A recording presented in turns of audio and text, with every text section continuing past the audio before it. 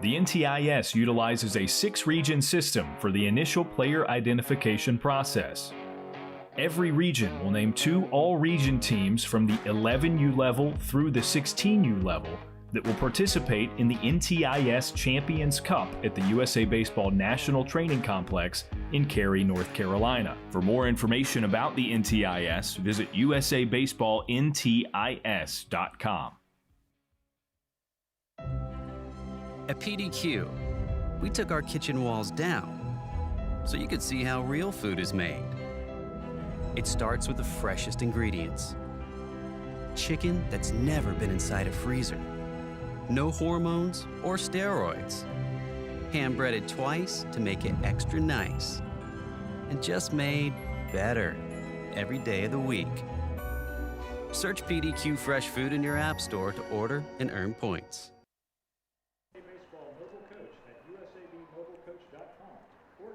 Scoreless through half an inning as we move to the bottom of the first in PDP League action. Teams Navy and Red. And game 2 of 2 today. John Glasscock, the starting pitcher for the Navy crew. He'll see Dylan Cupp, Blake Balls, and Maxwell Clark. Top 3 in the order for the Red team. We've seen a lot of high elevation recruit pitchers over the course of today. We saw, a Tennessee recruit, high elevation up there in Knoxville, definitely going up to Morganton. Excited to see, what's in the arsenal here for Glasscock as he comes in to face this order from Red.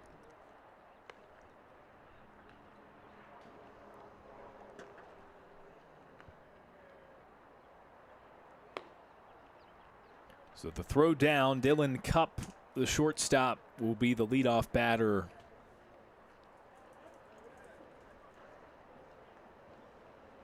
Cupp out of Cedartown, Georgia.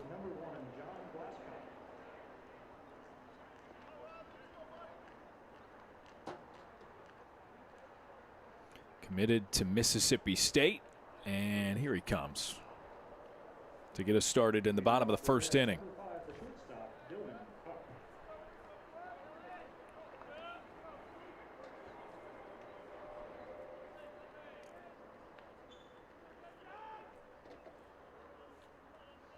Glasscock, a slight of frame. Longer, taller than you would guess, listed at about 6'1". I'll say it never stopped Tim Lincecum. That is an excellent point. One of the most wiry pitchers that you could think of. Cupp, couple of fastballs to get things started. 91 apiece on the Coleman Field radar. Can't get either in the strike zone, though, and it's 2-0.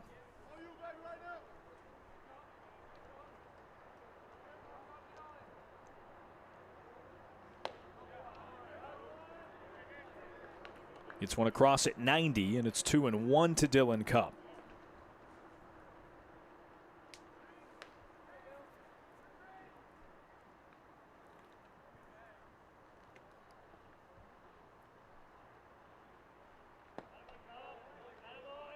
Miss outside there, good eye. Cupp works the count to 3-1. One of the top talents in this class of 2023.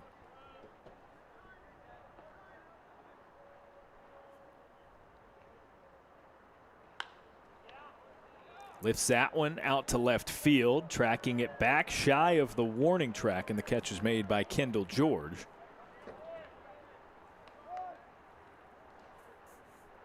So how about that? Last game, we saw one fly out per team, and it took us a while to see it, about three and a half innings or so.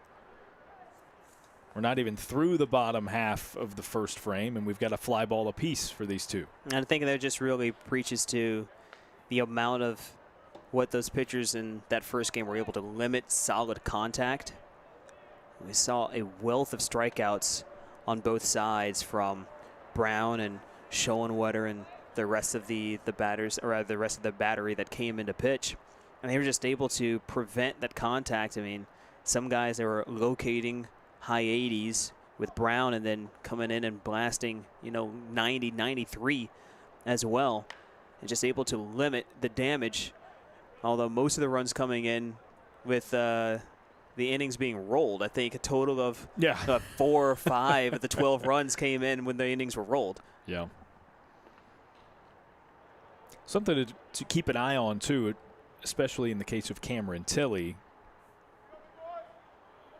Retired 3 of 4 batters in that top of the first inning. But, as you alluded to, was keeping the baseball high, up in the zone.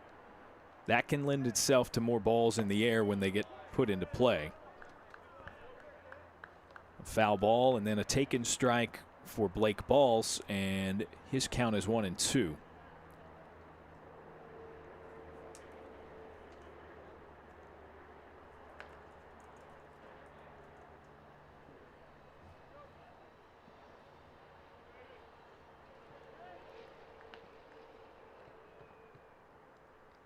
Glasscock misses outside, and it's 2-2.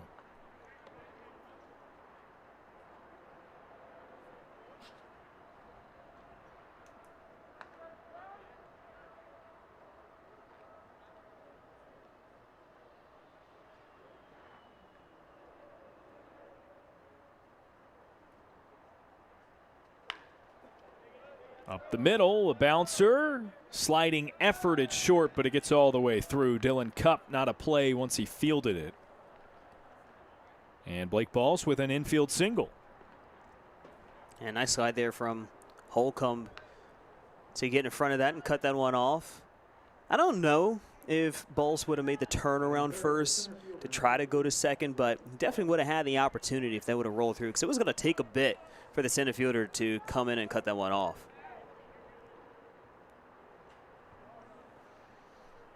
Holcomb, the type of shortstop, too, he's got a great arm, but it just took way too long to develop for him to even have a play on it. Check swing by Maxwell Clark. Call is that he went. That came from behind the plate. And an 0-1 for Glasscock, who is for the first time from the stretch. Breaking ball finds the strike zone, 0-2.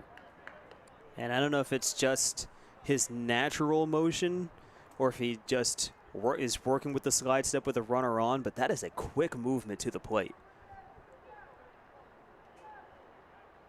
Well, you know, John, it's in vogue to vary that now. It's become a more popular strategy. Yeah, and it's something that you didn't really see too much. And like, there was only one pitcher that I could think of that would do it, and it was Johnny Cueto. And the way that he would turn, do the quarter turn, turn his back to the plate, and pause. Sometimes shimmy the shoulders when he was feeling particularly good on that day. But now you see pitchers here, they'll crane the leg and hold it, or they'll kick and come home quickly just to throw off the batter timing, or rather the batter timing and the runner timing.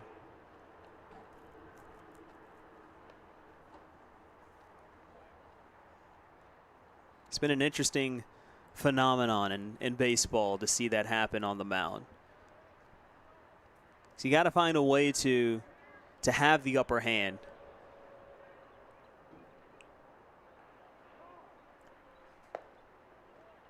Timeout called, so pitch negated there. I don't think Glasscock was too happy about that. Yeah, there was some very indicative body language there.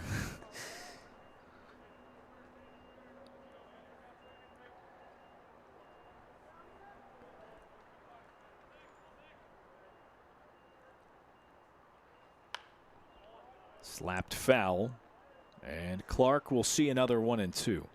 But as a hitter, timing is everything. Oh, yeah.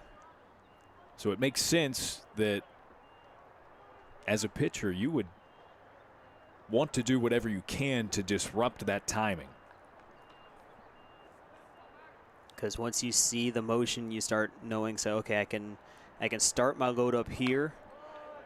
Like when I see when his leg starts coming forward, I can start to load back to the back foot and come through, or I got to wait until he kicks, then I can load.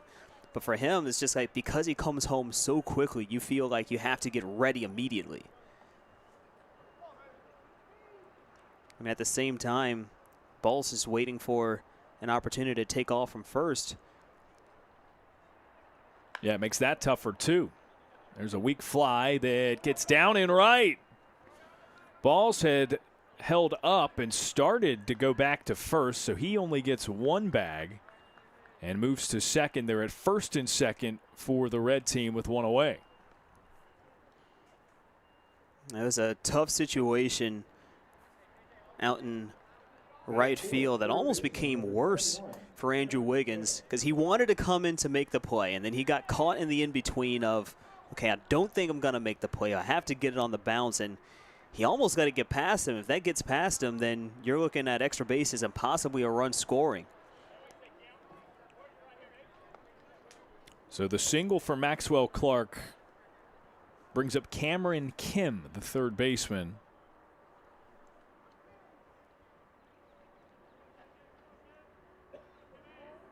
Glasscock set. The high leg kick that time. Grounds it over to short. Holcomb bobbles, nothing to do with it, and everybody's safe.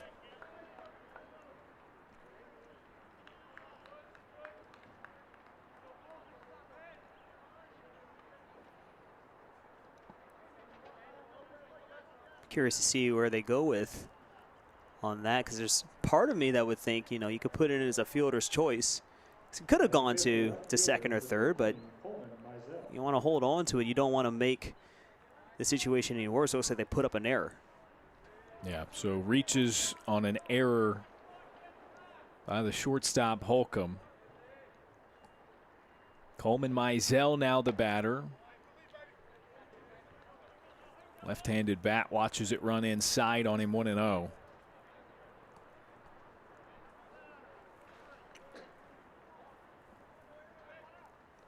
Mizell, I think the third batter we've seen today with the pale blue barrel.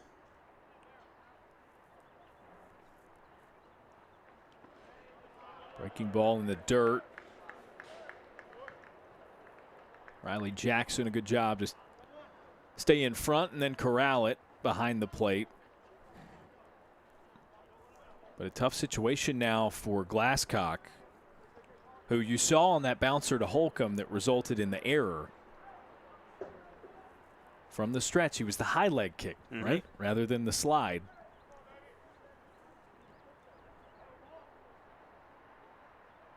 There it is again. He gets a swing and miss. Mizell's count goes to 2-1. And to add on to that, it's interesting to see him continuing to work from the stretch here. Even with the bases loaded, it's a situation where you see a lot of pitchers, they'll go back into the windup, be a little more a balanced movement. Flare out into left, curls up out of play and onto the berm. So now 2 strikes.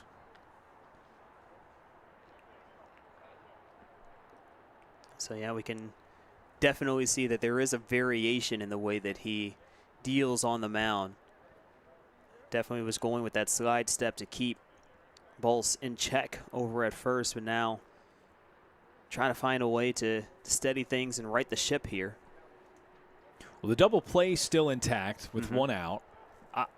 I think in order to keep runners closer to their respective bags, that might be the thinking when it comes to going from the stretch rather than the windup. Maybe if he gets an out here and that remains the case, he switches.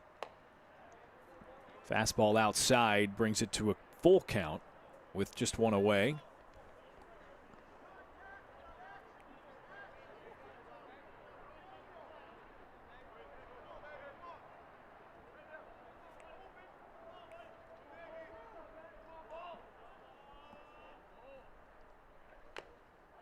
Tipped back.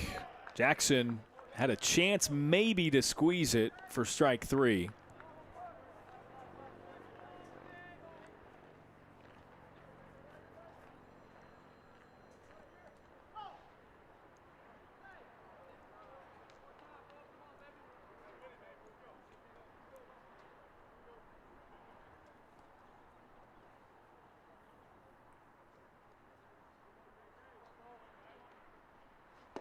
Mizell cuts and misses.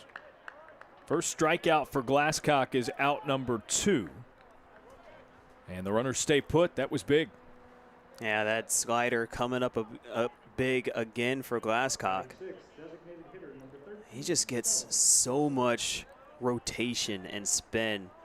Like, even from up here, it's one of the situations when you can see the ball break, and it breaks a lot when it comes out. He threw one slider that he took a little bit extra off. I think it clocked in at 73. And because of that, it had more time to develop the spin in the air, and it just took a sharp turn coming in. And you can definitely tell this is a pitch that he spent a lot of time on developing.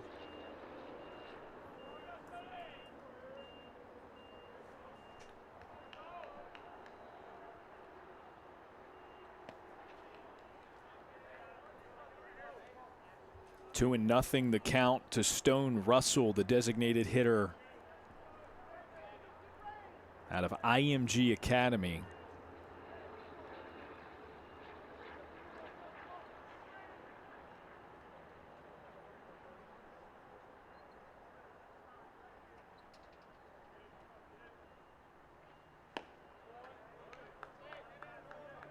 Now 3-0. Nowhere to put him. A walk would score a run, so Glasscock's got to deliver a strike.